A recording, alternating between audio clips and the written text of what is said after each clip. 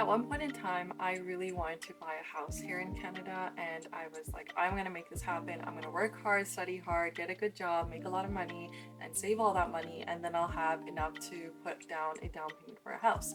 I knew it was kind of unrealistic to buy a house outright or even put like 30, 40, 50% down if I want to be able to afford a house when I'm younger, unless I stay home with my parents and work for like 10 plus years, which I didn't do that, and I haven't been working for 10 plus years. So here I am with not that much of a down payment and houses being way more expensive than they've ever been before. I don't think it's a surprise for anyone at this point. We all know that the housing prices have continued to go up. We're in a huge crisis, even though the prices have somewhat declined from the heights and the peaks in 2022.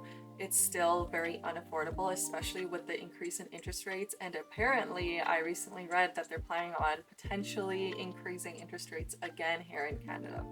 It's gotten so bad that people will come, international students or immigrants or just people on work PRs, etc. They will come wanting to settle, have a better life, and then realize it is not worth it, and people will return home because with less income, they can have a much more lavish lifestyle back home than here in Canada. At this point, I've just decided it is not worth it for me to buy a home here anymore. I want to go over some of the numbers with you to explain why I don't want to do this anymore, even though I've wanted to do it my whole life and it was very much possible for me before. The average cost of a home in Canada is just over 630,000 according to a 2022 statistic, which is extremely underplayed considering a lot of the major cities where larger populations are, the prices are way higher. For example, in Ontario alone, the average cost is $829,000 roughly.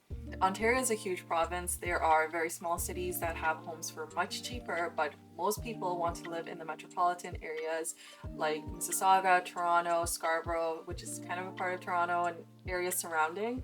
It is just way more expensive in those areas. You're looking at well over $1 million, if not more. I took a look at the most recent interest rates. Right now, the highest interest rate I saw was 6.6% at TD with a variable rate mortgage, and with fixed rate, I believe it was 5.29% that I saw. Those numbers might not seem like a lot, or you might not know what those numbers really translate to, but I want to go over an example with you guys to show you how expensive it is to buy a home in Canada. It would be helpful to actually put the numbers to work. So let's use an $830,000 home in Ontario, assuming nothing else about the home, none of the repairs or anything like that, just the actual cost of the home and how much it'll actually end up costing you on a monthly basis. In Canada, if you purchase a home under 500,000, the minimum down payment is 5%, and if you purchase a home between 501 to $1 million, then the minimum down payment is 5% on the first 500K and then 10% on the remaining 500K. If you purchase a home over $1 million, the minimum down payment is 20%.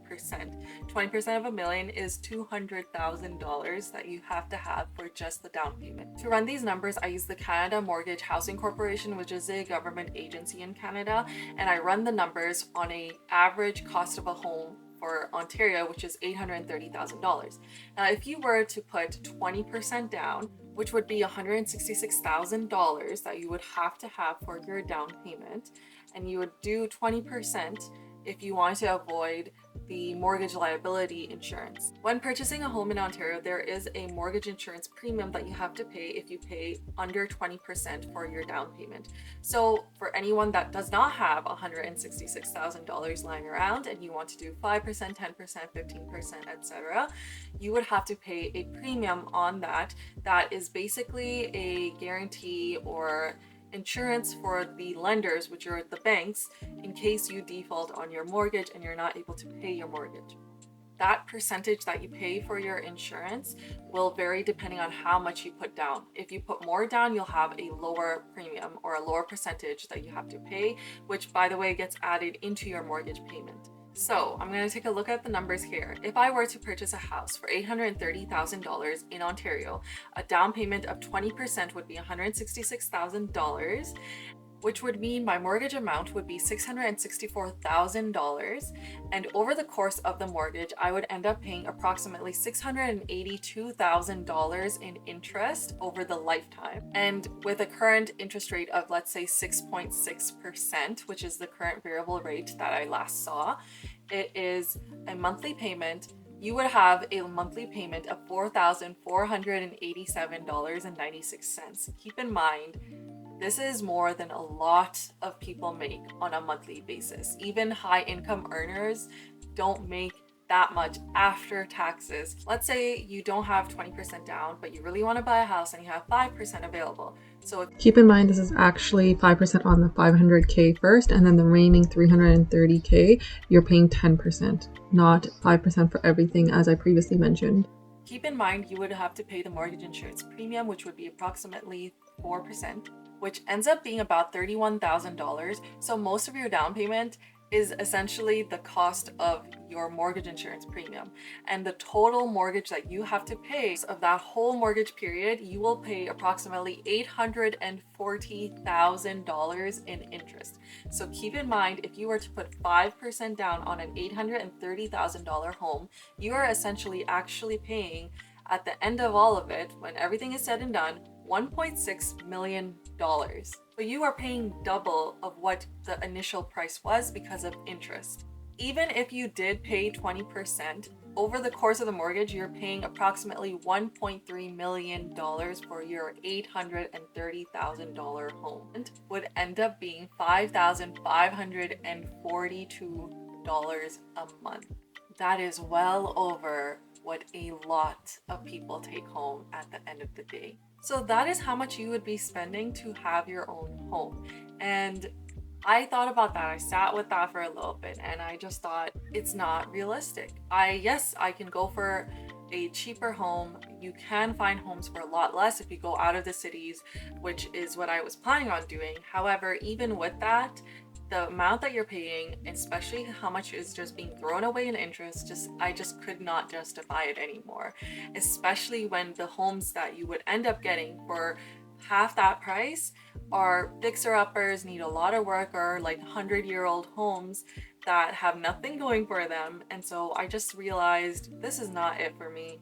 And by the way, we haven't even touched on the income that you would need to even qualify for the mortgage, which is significantly more now compared to prior to 2020.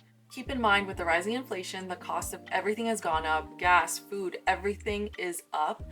And there is a lot of job insecurity out there right now. Lots of people are getting fired. That's happening. I'm seeing a lot of articles in the US, but that's happening here too as well. Now, if you talk to realtors, a lot of them will say that in the start of 2023 or by the end of the year, we will see decreases in pricing, which is, great. However, the pricing of homes have gone up so much that even with the decreases, it's not really that much different than where we had left off before all this increase. And houses were not affordable then either. When it comes to qualifying for a mortgage, the banks look at a couple of different factors that can potentially drastically affect how much you will qualify for, and you have to be extremely careful and make sure nothing gets messed up in all this whole process in order to stay qualified for the mortgage that you want. Now, firstly, look at your income. They'll typically look at the last 2 years of income and your tax receipts, or they'll look at how much of a down payment you have, which they'll look at the mortgage interest rate at the moment. So for example, it's 6.6%. If we were going back like 2 years and the mortgage interest rate was still 2%, you would qualify for way more. Then they look at the province that you're in. Obviously, they will also look at your monthly expenses. So they'll take a look at how much you're spending on your car. Have you leased your car? Do you own your car? Do you have any student debt? Do you have any consumer debt? All of that stuff. And then they look at your credit score. Taking all of that information, the lenders will then give you a number, which that number is the maximum purchase price of a home that you can afford comfortably, that they believe you will be able to pay them back for.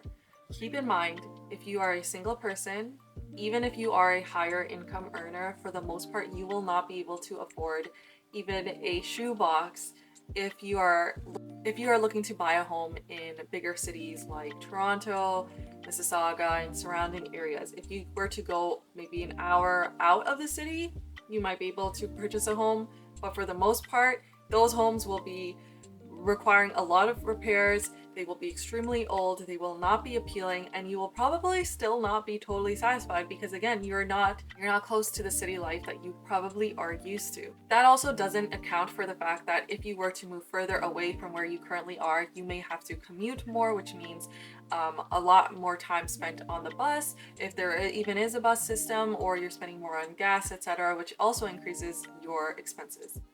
There are some home buying incentives and benefits that you can take advantage of, but considering we have now $1 million homes as the average, or 800K plus homes as the average, they barely make a dent. They definitely do something, but they barely make a dent. There is the first time home buyer incentive, and then there's the interest rebates that you get, as well as the home buyers plan. Now, looking at all of this, just going back straight to the monthly mortgage payment that you would end up paying, for me, it's not worth it. I couldn't afford it, really. All of my money would be going to the mortgage, and I would still not be able to pay for the mortgage, right? So I just don't see the point anymore. I look at what I can afford, what the houses even look like, and I'm not satisfied with them at all. I'm comfortable with where I'm at right now. I don't think that it is wise to suddenly just buy a house and use up all your money, even if you have money left over. You have to be very careful, especially during these times.